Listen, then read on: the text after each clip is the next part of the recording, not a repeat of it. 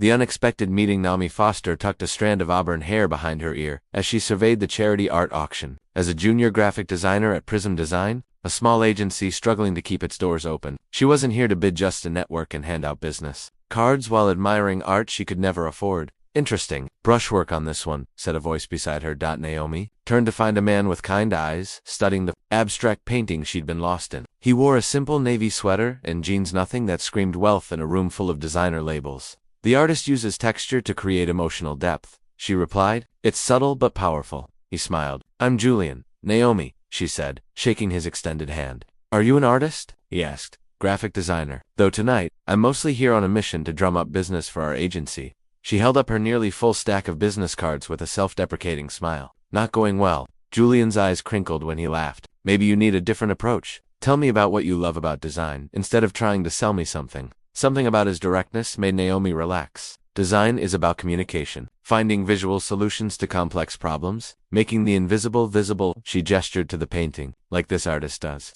Julian nodded thoughtfully. And what does your agency do differently? We believe in authentic storytelling, no smoke and mirrors. She sighed. Unfortunately, authenticity doesn't always pay the bills. They wandered through the gallery discussing art and design philosophies. Julian mentioned he worked in technology, but steered the conversation back to Naomi whenever she asked for details. You never said what brought you here tonight, Naomi realized as they reached the auction's small cafe. Julian shrugged. I believe in supporting creative work. Plus, he added with a mischievous smile, the catering looked good. Over coffee, Naomi found herself sharing stories she rarely told about growing up with grandparents after losing her parents, working 3 jobs to put herself through design school, and her dream of creating a scholarship for young designers from similar backgrounds. That's the thing about success, she said. It shouldn't just be about money. It should create opportunities for others. Julian watched her with unexpected intensity. I couldn't agree more. When he asked for her number at evening's end, Naomi hesitated. Dating wasn't on her priority list, not with Prism's financial troubles and her student loans looming. Just dinner, he promised, to continue our conversation about authentic communication. 3 days later, they met at a restaurant that looked modest from outside but served exquisite food. Julian arrived in another simple outfit, dark jeans and a gray button. No flashy watch, no designer labels. So, he asked after they ordered, how's the mission going? Any new clients? Naomi grimaced. Our biggest client just cut their budget in half. My boss is talking about downsizing. I'm sorry to hear that, Julian said, his expression genuinely concerned. What would help turn things around? One solid client who values quality over cutting corners. She straightened her shoulders. But we'll figure it out. We always do. Throughout dinner, Julian asked thoughtful questions about her work and listened with genuine interest. Not once did he check his phone or glance around the restaurant. His attention remained fully on her. When the check arrived significantly higher than Naomi had anticipated, she reached for it. My turn, she insisted. Though her stomach nodded knowing her credit card was dangerously close to its limit, Julian hesitated but nodded. Thank you. When her card was declined, heat rushed to Naomi's face. I'm so sorry, there must be some mistake. She fumbled with her banking app, trying to transfer emergency funds. Julian simply watched her, not with judgment but with something that looked remarkably like recognition. Asterisk hidden depths. Waiter hovered awkwardly as Naomi's fingers trembled over her phone. I'm so sorry, just give me a moment, she said, trying to maintain composure while checking her accounts. Julian observed her quietly for a moment, then reached for the check. Please, let me handle this. No? I insisted on paying. I just need to. Naomi's voice caught as she realized her savings account held less than she thought. A forgotten automatic payment for her graphic design software subscription had cleared that morning. Naomi, Julian said gently, dinner is meant to be enjoyed, not stressed over. He slid his card to the waiter with a warm smile. Sometimes we accept help, sometimes we give it. That's how connection works. The simple wisdom in his words helped ease her embarrassment. Still, as they walked out into the cool evening air, Naomi felt compelled to explain. I'm not usually this disorganized with money. We just lost that client, and my rent increased, and you don't owe me explanations. Julian interrupted softly. We all have moments when things don't align perfectly. They strolled through the downtown district, streetlights casting a golden glow on the sidewalk. Julian asked about her design work, and Naomi found herself describing her creative process with animation. What I love most is finding the perfect visual language for a brand's authentic story. She explained, anyone can make something pretty, but making something meaningful requires understanding what truly matters. And what matters to you, Naomi? Julian asked. The question caught her off guard. Honesty, she replied after a thoughtful pause. Integrity, creating work that serves a purpose beyond profit. She laughed self-consciously. Not exactly the fast track to success in today's economy. It depends on how you define success. Julian countered. Building something meaningful often takes longer, but stands stronger. As they approached a small park, Julian gestured to a bench. The night was unexpectedly perfect, crisp air, a crescent moon, distant city sounds, providing gentle background rhythm to their conversation. So what's your story? Naomi asked. You know all about my struggling design career and financial woes, but you remain mysteriously vague about yourself. Julian leaned back, considering her question. I started with nothing but a good idea and determination. Slept on friends' couches, worked impossible hours. He looked up at the stars. Now I have a company that's doing well, but sometimes I miss those early days when everything was simpler. What kind of technology does your company develop? Naomi pressed. Julian smiled enigmatically. We create tools that help businesses communicate more effectively. Nothing revolutionary, just useful. Something about his modesty struck Naomi as unusual. In her experience, most tech professionals eagerly detailed their innovations at the slightest opportunity. You don't like talking about your work? She asked. I find that when people know what you do, especially if there's any measure of success involved, it changes how they see you. Julian's expression turned reflective. They stop seeing the person and start seeing the position or the potential. I prefer being known for who I am rather than what I've built. Naomi nodded slowly, understanding dawning. That's why you've been so vague. I value authenticity, he said simply. They talked for hours on that park bench, about books they loved, childhood memories, travel dreams, and life philosophies. Julian spoke about his mentor who taught him that true leadership meant serving others, and how he struggled to maintain that ideal in a competitive industry. Naomi shared her frustrations with Prism's direction, how they kept chasing trendy clients instead of building deeper relationships with fewer, more aligned partners. My creative director just doesn't see that sustainable growth comes from authentic connections, not flashy campaigns that win awards but don't deliver results. Julian listened intently. And if you were in charge, I'd focus on clients who share our values. Quality over quantity. Build something meaningful together. Her eyes sparkled with conviction. I'd transform how we measure success, not by client size, but by impact created. When Julian walked her home, they paused at her apartment building's entrance. I enjoyed tonight, he said. Would you like to meet again this weekend? There's a small interactive art exhibition I thought might interest you. Naomi hesitated. Despite their connection, practicality nagged at her. I should probably focus on finding freelance work to cover my bills. Just a few hours, Julian encouraged. Sometimes stepping away from a problem brings the solution into focus. 2 days later, they wandered through the exhibition, an immersive experience where visitors contributed to evolving digital art installations. Julian seemed genuinely impressed with Naomi's insights about the user experience design. At a small cafe afterward, their conversation flowed easily until Naomi's phone rang. She apologized and answered when she saw it was her boss. Tomorrow morning, but it's Saturday, she said, rising from the table and stepping away for privacy. When she returned, her expression was troubled. Emergency meeting. Apparently, we lost another client. She sank back into her chair. At this rate, Prism won't survive another month. Julian reached across the table and briefly touched her hand. I'm sorry. The most frustrating part is that we do good work. We just haven't found the right clients who value it. She took a deep breath. Anyway, I should probably go prepare for this meeting. As they stood to leave, Julian handed her a business card, simple white cardstock with just his name and phone number. If you need anything, please call, he said.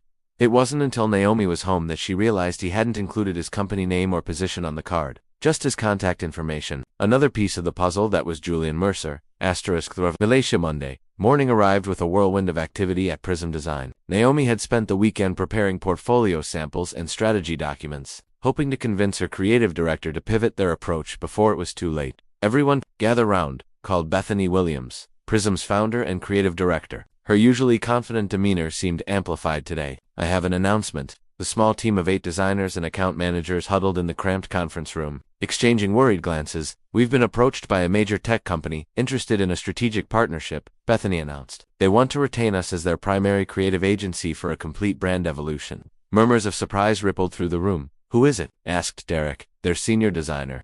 Meridian Technologies, Bethany replied with barely contained excitement. Naomi's breath caught. Meridian was a unicorn startup that had revolutionized business communication platforms. Their software was used by companies worldwide. Such a client would not only save Prism but transform it entirely. Their CEO is coming in personally this afternoon to discuss terms, Bethany continued. Naomi, I want you to present our portfolio since your minimalist aesthetic aligns with their current direction. Naomi nodded, mind racing. She'd need to quickly adjust her presentation to emphasize work that would resonate with a tech company of Meridian's caliber. 4 hours later, Naomi stood nervously at the front of their now tidied conference room, portfolio prepared on the large monitor. When the door opened, Bethany entered first. followed by a tall figure in a tailored charcoal suit.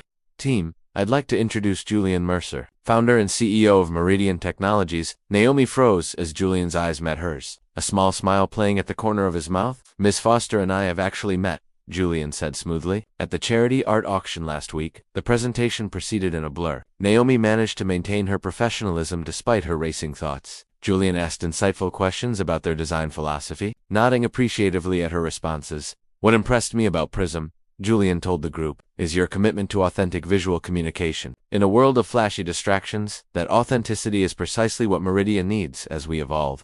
After the meeting, as the team celebrated in the break room, Julian approached Naomi. Could we talk privately? In the small side office, Naomi found her voice. You're the CEO of Meridian Technologies. Why didn't you tell me? Julian loosened his tie slightly. Would our conversations have been the same if you'd known? That's not fair. You had information, I didn't. I wanted to know you without the shadow of my position between us. He leaned against the desk. The night we met, I was already considering several agencies for our rebranding. But listening to you talk about design with such passion and integrity, I wanted to see if your agency's work reflected those same values, so I was being evaluated. Our dinners were business research. No, Julian said firmly. Our connection was real, but I won't apologize for recognizing talent and authentic values when I see them.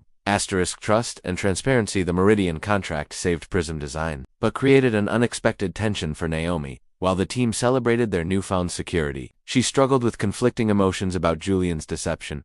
3 weeks into the project, Naomi found herself working late, finalizing mock-ups for Meridian's new interface. The office was empty when Julian arrived, carrying 2 cups of coffee. Bethany said I'd find you here, he explained, placing 1 cup beside her monitor. Thanks, she said, her tone professional but distant. Julian pulled up a chair. You're still angry? I'm not angry. Naomi saved her work and turned to face him. I'm confused. Was any of it real? Or was I just part of your due diligence process? Everything I shared with you was genuine, Julian replied. My background, my values, my interest, and none of that was fabricated, except the small detail that you run a billion-dollar tech company. Julian sighed. Do you know how rarely people see me rather than what I represent? With you, I was just Julian, not a CEO, not an investor, not a potential client. Naomi softened slightly. I understand wanting to be seen for yourself, but relationships need trust, and trust requires honesty. You're right. Julian's expression was earnest. I should have told you sooner, but I need you to know that bringing Meridian to prison wasn't charity or some grand gesture. Your work is exceptional. Your vision for authentic design aligns perfectly with where we need to go. Over the following weeks, Naomi threw herself into the Meridian project while keeping Julian at arm's length professionally. The work was challenging and fulfilling, exactly the kind of meaningful design she had always wanted to create. Gradually, the line between personal and professional began to blur again. Late-night design sessions often evolved into conversations about their shared vision for how technology and design could create more human connections. The interface shouldn't just be functional, Naomi explained one evening, sketching rapidly on her tablet. It should feel like a natural extension of human communication, motivative, responsive, warm. Julian watched her work with admiration. This is why I brought Meridian to Prism. You understand that technology is ultimately about people. Finding balance. 6 months later, Prism Design had transformed. With Meridian as their anchor client, they'd moved to larger offices and hired 3 new designers. Naomi had been promoted to Associate Creative Director, leading the Meridian account team. On a crisp autumn evening, Julian invited Naomi to celebrate the successful launch of Meridian's redesigned platform. They walked through the same park where they'd spent hours talking during their early dates.